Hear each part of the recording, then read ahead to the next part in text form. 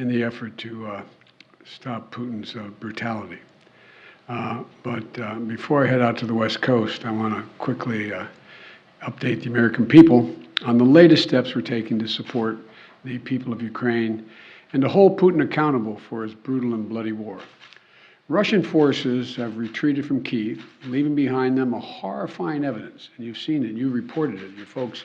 And by the way, I don't say this often, but I think we should give enormous credit to the folks with your agencies that are on the ground in Ukraine, in these spots, and they're really, I've spoken to several of them, we owe them.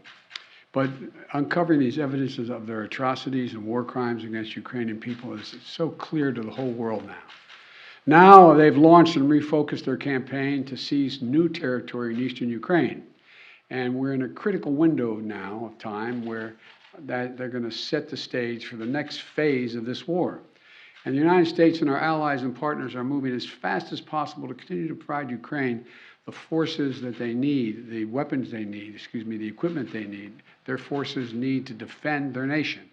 Last week, I signed an $800 million package of security assistance to Ukraine that included new capabilities like artillery systems and armored personnel carriers, equipment that is responsive to Ukraine's needs and tailored to support the intensified fighting in the Donbas region, which is a different war than in other places because both topographically it's different. It's flat, it's not in the mountains, and it requires different kinds of weapons to be more effective. Today, I'm announcing another $800 million to further augment Ukraine's ability to fight in the east, in the Donbas region. This package includes heavy artillery weapons, dozens of howitzers, and 144,000 rounds of ammunition to go with those howitzers. It also includes more tactical drones. In the past 2 months, we've moved weapons and equipment to Ukraine at record speed. We've sent thousands of anti-armor and anti-missile helicopters, drones, grenade launchers, machine guns, rifles, radar systems. More than 50 million rounds of ammunition had already been sent. The United States alone has provided 10 anti-armor systems for every 1 Russian tank that's in Ukraine, a 10-to-1 ratio. We're sharing and will continue to share significant timely intelligence with Ukraine to help defend them against Russian aggression. And on top of this, these direct contributions from the United States, we're the outfit facilitating the significant flow of weapons and systems to Ukraine from other allies and partners around the world, like the S-300 long-range anti-aircraft systems that Slovakia recently transferred to Ukraine. We are getting them in there.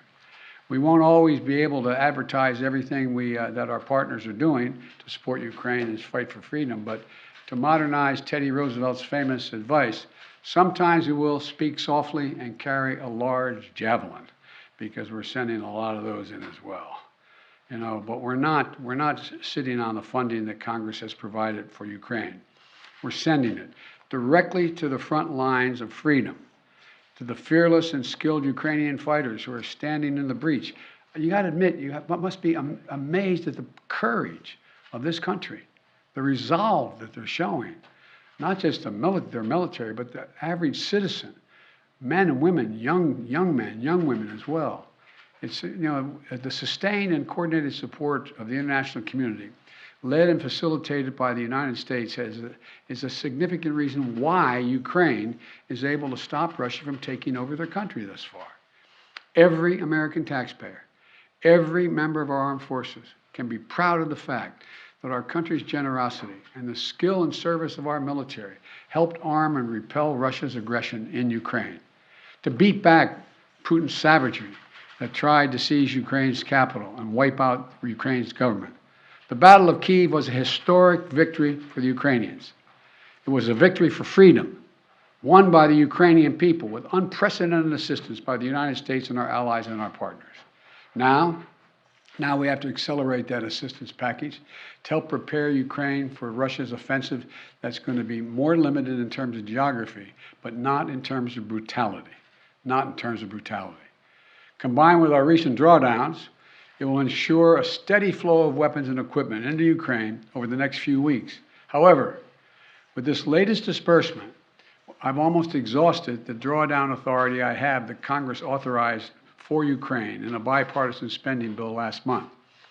In order to sustain Ukraine for the duration of this fight, next week I'm going to have to be sending to Congress a supplemental budget request to keep weapons and ammunition flowing without interruption to the brave Ukrainian fighters and continue to deliver economic assistance to the Ukrainian people. My hope is, and my expectation is, Congress would move and act quickly. And I want to thank the Congress, Democrats and Republicans, for their support for the people of Ukraine. Our unity at home, our unity with our allies and partners, and our unity with the Ukrainian people is sending an unmistakable message to Putin. He will never succeed in dominating and occupying all of Ukraine. That will not happen. In addition to bolstering Ukraine's resistance on the battlefield, we're also demonstrating our support for the people of Ukraine. Today, the United States is announcing that we intend to provide an additional $500 million in direct economic assistance to the Ukrainian government. This brings our total economic support for Ukraine to $1 billion in the past 2 months. This is money the government can help use to stabilize their economy, to support communities that have been devastated by the Russian onslaught, and pay the brave workers that continue to provide essential services to the people of Ukraine. You know, these past weeks have seen a terrible human cost of Putin's ambition for conquest and control. Approximately two-thirds of all Ukrainian children have been displaced from their home.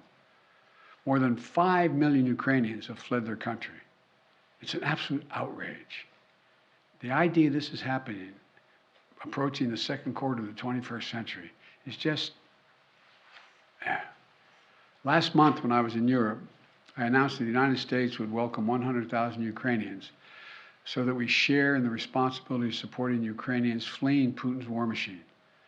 We've already welcomed tens of thousands of Ukrainians to the United States, and today I'm announcing a program, Unite for Ukraine, a new program to enable Ukrainians seeking refuge to come directly from Europe to the United States. This new humanitarian parole program will complement the existing legal pathways available to Ukrainians, including immigrant visas and refugees processing. It will provide an expedient channel for secure legal migration from Europe to the United States for Ukrainians who have a U.S. sponsor, such as a family or an NGO. This program will be fast, it will be streamlined, and will ensure the United States honors its commitment to go to the people of Ukraine and need not go through our southern border. We're also continuing to ratchet up the pressure on Putin and further isolate Russia on the world stage. Yesterday, the Treasury Department rolled out additional measures to crack down on the entities and individuals attempting to evade our unprecedented sanctions, not just ours, but throughout the West. Today, I'm announcing that the United States will ban Russian-affiliated ships from our ports, as they did in Europe. That means no ship that sails under the Russian flag or that is owned or operated by a Russian interest will be allowed to dock in a United States port or access our shores. None. This is yet another critical step we're taking in concert with our partners in the European Union, the United Kingdom, Canada, and further to deny Russia the benefits of international economic system that they so enjoyed in the past. We don't know how long this war will last, but as we approach the 2-month mark, here's what we do know. Putin has failed to achieve his grand ambitions on the battlefield. After weeks of shelling Kyiv, Kyiv still stands. President Zelensky and his democratically elected government still remain in power. And the Ukrainian armed forces, joined by many brave Ukrainian civilians, have thwarted Russia's conquest of their country. They've been bolstered from day one by an unstinting supply of weapons, ammunition, armor, intelligence from the nations of the free world, led by us, the United States. As Russia continues to grind out the military advances and the brutalities against Ukraine, Putin is banking on us losing interest. That's been my view. You heard me say this from the beginning. He was counting on NATO, European Union, our allies in Asia, cracking, moving away. He's betting on Western unity will crack. He's still betting on that. And once again, we're going to prove him wrong. We will not lessen our resolve. We're going to continue to stand with the brave and proud people of Ukraine. We will never fail in our determination to defend freedom and oppose tyranny. It's as simple as that. So again, I want to thank the American people. Thank the American people for their support of the Ukrainian people. This is our responsibility, it seems to me, and we've been able to hold the whole world together in this effort. So thank you very much. Thank you.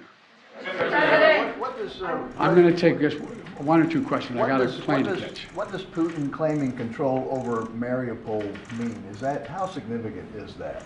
Well, first of all, it's questionable whether he does control Mariupol. One thing for sure we know about Mariupol, he should allow humanitarian corridors to let people on that steel mill and other places that are buried under rubble to get out, That's what any head of state would do in such a circumstance. And so there is no evidence yet that Mariupol is completely fallen. Mr. President. On Title 42, sir, are you considering delaying lifting Title 42? No, what I'm considering is continuing to hear from well, first of all, there's going to be an appeal by the Justice Department, because as a matter of principle, we want to be able to be in a position where if in fact it is strongly concluded by the scientists that we need Title 42, that we be able to do that. But there has been no decision on extending Title 42. Thank you. Mr. President, how long can the U.S. maintain the level and pace of this military support for Ukraine? Well, we have the capacity to do this for a long time. The question is, are we going to continue to maintain the support of the international community and keep the pressure on Putin to prevent him from overrunning the country, number one, and number two, make sure we continue to maintain the economic sanctions, which over time, and we're beginning to see it, are devastating their economy and their ability to move forward. So the most important thing right now is maintain the unity. So far, so good. Thank you very much. How much money are you going to ask for in the supplemental? Supplemental? How much money in the supplemental, The sir? answer that's being decided now. I'm asking the Defense Department to put together a head. Thank you. Thank you.